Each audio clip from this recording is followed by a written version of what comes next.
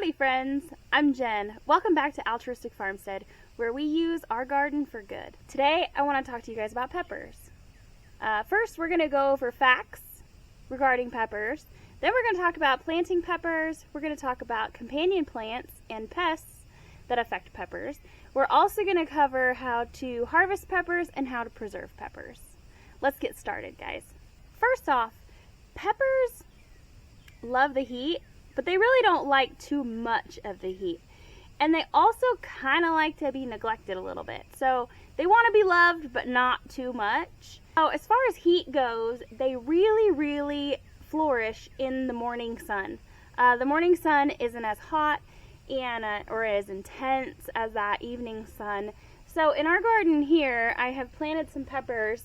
These get at least 6 to 8 hours of sunshine throughout the day, but then about the hottest part of the day, about 4 o'clock, they start being in the shade. Peppers like a good deep water, but they don't like to be watered often. Another thing is peppers cross-pollinate. I really am not 100% sure what all of these are over here. I had the kids help me plant them, and not all of the labels made it next to the plant. We're just gonna kind of let them grow and see what they turn into. But my guess is they're probably bell peppers or mini bell peppers or something like that. Planting different varieties of peppers together is fine, but if you want to save the seeds at the end of the season, one pepper, they're going to cross-pollinate, and your seeds may not be true seeds. So if I wanted to plant my bell pepper next to a hot pepper, and then I saved some of the seeds from either of those, they might be hot bell peppers next year. If you want to grow different varieties of peppers and you want them, you intend on saving the seeds, it's probably a good idea to separate them quite a bit so they are less likely to cross-pollinate. You silly dog. One of the last facts that I want to talk about regarding peppers is you don't want to plant them outside immediately after your frost date, because they really like warm soil.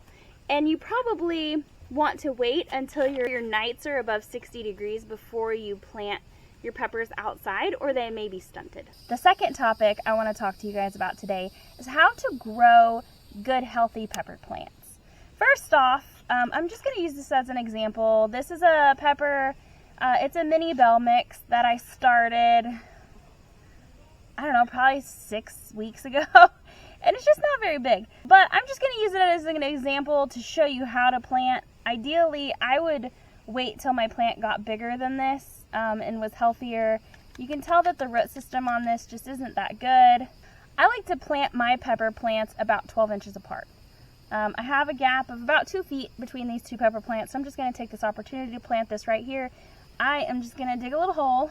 I'm going to move all the mulch, and I'm not going to plant this really deep, so I am just going to plant it up to where it was in the pot, and not much more. There that is. Really simple, right? So obviously these peppers have been here longer. They are much bigger. Sometimes peppers do need staking. I'm probably going to end up staking these just to give them a little bit of extra strength. So most of your peppers, like jalapenos, banana peppers, wax peppers, sweet peppers, things like that, are only gonna get up to about 3 feet tall. However, hot varieties, especially super hot varieties like ghost peppers, they can get super tall, like 6 or 7 feet tall. So you would definitely have to support those kind of peppers. As I mentioned, I like to plant my peppers about 12 inches apart in the garden. If I was planting them in a pot, I would use at least a 3-gallon pot so that they'd had plenty of room for their roots to expand and grow and, breathe and stuff like that. Another important tip that I want to share with you is to not over-fertilize your peppers. When you first plant them, you probably want to give them some sort of nitrogen boost to help them develop big, healthy foliage. But then after they start setting flowers or setting fruit, you want to feed them regularly with a fertilizer that is high in potassium and phosphorus. So really quick, I'm going to show you guys how I prune my pepper plants to just give them an extra boost. So I'm going to bottom prune these. Now, I like to remove all the bottom leaves. That way, when it rains or if I have to water from above, then the water doesn't splash down on the soil and splash bacteria or viruses or anything back up to my plant. That way, I like to trim it up about 12 inches probably. I get in here, cut it off. You want to make sure your pepper plant has good airflow all around it, because the leaves being able to breathe and dry off quickly after they get wet with the morning dew or with rain or water or whatever, keeping them nice and airy and dry helps the plant stay healthy and helps it resist disease. So if you want a larger harvest of peppers this year, one important thing you can do is as soon as your plant starts to flower or fruit, you just tear those off. Because we want our plant to put more energy into the roots, into growing a big healthy plant, and then we'll let it set fruit. The main goal of this plant is to produce seed. So when you take these flowers and stuff off, it tells the plant that something just stole all of its fruit and it needs to go into overdrive to produce even more. So that is why I like to pick the flowers and the young fruit off at first. I would much rather get a larger yield at the end of the season than early peppers. It's important to mulch your peppers well, so I just got these wood chips from the local tree service, and I put about 2 or 3 inches of mulch around all of my peppers. As I previously mentioned, peppers like it hot, but they don't necessarily like a ton of sun, especially really hot afternoon sun. So I decided to plant my peppers with okra because okra are tall and they will help offer some shade during the heat of the day. Something you'll notice, you'll know if your peppers are getting too hot because the flowers will form, but then they'll just drop off. And that is usually a sign that they're getting too hot. Peppers really like rich soil. So if you are able to mix in some organic matter or some good compost when you plant. One other thing that I've learned about peppers is that, which is kind of controversial, so I don't know where I stand on the subject as I have never done it before, but I'm going to try it this year and see how it works out for me, see if it really does make a difference. And that is to top or don't top. You can see these little shoots. My camera doesn't focus very good. But you can see these little offshoots that grow in the armpits of these branches. And unlike tomatoes, where you rip those suckers off, on peppers, you want to encourage that to grow. I'm going to do a little experiment, but I don't know how accurate it's going to be because this pepper plant and this pepper plant look the same, but they might not actually be the same because I don't have labels down here, so I don't know what they are. But I think they're both bell peppers. So I'm going to top this one, and I just pruned this one up. We'll see which one does better. I'm going to count these little offshoots. 1, 2, 3, 4, and 5. So I'm going to cut right above that. I'm going to do an angled cut on this. Whoop! It's kind of painful to chop off that much of my pepper plant. But like I said in the beginning of this video, these are kind of extras anyway, so I'm going to experiment with them. And I'm going to let this bush out. I just topped this one, which means to take the whole top off of it. I have a long growing season here in Zone 7 in central Oklahoma, so I can do this. If you live in a northern climate where your growing season is short, I would not suggest topping your plants because it does set you back a few weeks in the growing season. The third topic we're going to cover today is companion plants and pests.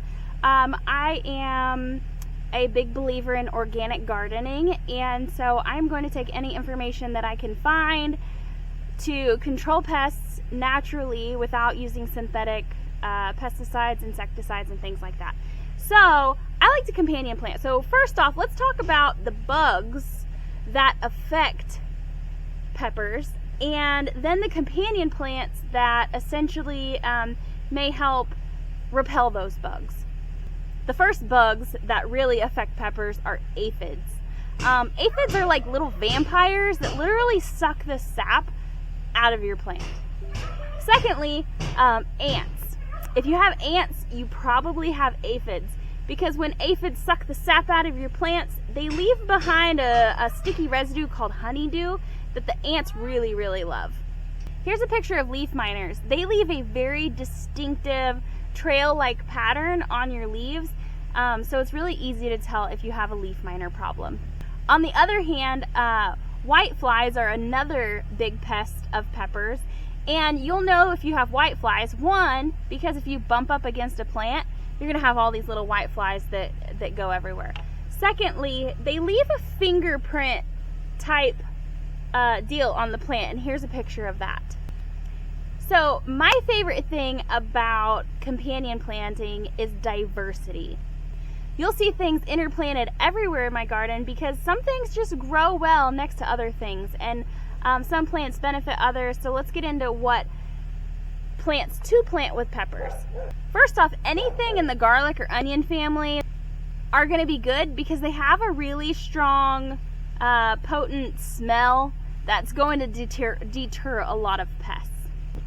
Some examples of flowers that attract good bugs to your peppers are cosmos, zinnias, yarrow, sunflowers, and spearmint. Thyme and oregano attract ladybugs, which are great pollinators. Now marigolds, you're probably going to hear me talk about marigolds in every single video that I make. Marigolds are just an all-around good companion plant for just about everything. So we talked about the bad bugs, and we talked about some companions that'll help keep bad bugs away or attract good bugs, but let's talk about what the good bugs are. First, one of the best good bugs for your pepper plants is the minute pirate bug, and I'll put a picture up here. Minute pirate bugs and ladybugs are really great aphid killers. Next is the parasitic wasp, which attacks the leaf miners. The last two bugs, I'll put a picture over here, is literally the big-eyed bug and the damsel bug, and they are both really good at attracting a large variety of beneficial bugs to your peppers. Alright, so topic number 4, how to harvest your peppers. First off, you want to make sure that you pick the fruit regularly. You don't want the peppers to get overripe on the plant because it'll tell the plant that it's done its job and it'll quit producing fruit. One good time to plant your to pick your peppers is when your peppers begin to cork. And that's kind of when the skin begins to crack, because the skin doesn't grow as fast as the inside of the pepper, and it kind of looks like it has stretch marks. One thing you need to know is peppers are edible at all stages. So you can pick them from very tiny to really big, but the flavor is going to be different at each stage. So typically your peppers are going to change color. They're going to go from kind of like, if you're growing a red bell pepper, it's going to grow from a green bell pepper to a yellow bell pepper to an orange bell pepper to a red bell pepper. And as you know, there's a different taste profile with all of those. So it's up to you to choose when you want to harvest your peppers based on the desired taste that you are looking for. You can even pick your peppers when they are going from yellow to orange, where they have yellow and orange on them. It just depends on what you prefer. When you're harvesting your peppers, there's 2 ways you can do it. You can use a pair of sharp shears, a knife, scissors, whatever, and you can just cut that pepper off. Let me try to find an example. So when you're picking your peppers, of course these aren't ready to go, but I'm going to trim these off anyway. You can do it 2 different ways. You can either take some sharp scissors or a knife and just snip it off. Or, this is my preferred method because I don't always have a pair of pruning shears in my pocket. I just like to, you can kind of see how it kind of grows on a hook. And if you just bend it back towards the hook, it just falls right off. I mean, a ripe pepper obviously is going to come off much easier. But it's really easy to do that. It's a nice clean cut. It doesn't hurt the plant too much. And that's just how I pick peppers. Plus, when you leave just a little bit of a stem on them, if you have big peppers like poblanos or peppers that you might have to grill or fry later on or something, it's nice to have a little bit of a stem to hold on to. The 5th and final topic we are going to be covering today in this video is how to preserve your peppers. So what happens when you've followed all these tips and you have a huge harvest of peppers? What do you do with them? So I've come up with 7 different ways to preserve my peppers. Here they are. First off, you can freeze your peppers. You can freeze them whole or you can freeze them diced up. However, when you freeze vegetables, they get a little mushy. Peppers will last up to about 6 months in the freezer. Second, you can dehydrate your peppers. So you can cut them, you can dice them, you can slice them, you can cut them however you want. You arrange them in a single layer on your dehydrator trays. And then you're going to want to dehydrate it for 4 to 12 hours at 125 to 135 degrees. So if you store your dehydrated peppers in an airtight container, chopped peppers will usually last about 1 to 2 years. Whole peppers, however, will last up to 4 years if you store them correctly in an airtight container with oxygen absorbed. One of my favorite things to do with peppers, especially jalapeno peppers, is to make jelly. If you have never tried jalapeno jelly, you, my friend, are seriously missing out. Homemade jelly will probably last about 2 years, but in our house it won't last that long because we eat it too fast. So make plenty. Another one of my favorite ways to preserve peppers is to freeze dry them. You can slice them, dice them, do them whole, you put them on the tray, you put them in the machine, you turn it on, and in about a day, you have dehydrated peppers. You can grind them into a powder and use them as a seasoning. You can put them on anything. Or you can dice your peppers and then keep them in an airtight container with oxygen absorbers, and you can add it to soups and stews or eggs or anything you want peppers in. And this goes for your sweet peppers or your hot and spicy peppers. Peppers will generally last in the refrigerator for about a month. So last but not least is pickling or fermenting your peppers. Pickling and fermented peppers will typically last up to 18 months in the refrigerator. Today we covered 5 topics. 1, we talked about the facts pertaining to peppers. Secondly, we talked about how to grow peppers. Third, we talked about companion plants and pests. Then we talked about how to harvest your peppers. And finally, how to preserve your harvest. I really hope you guys have learned something today.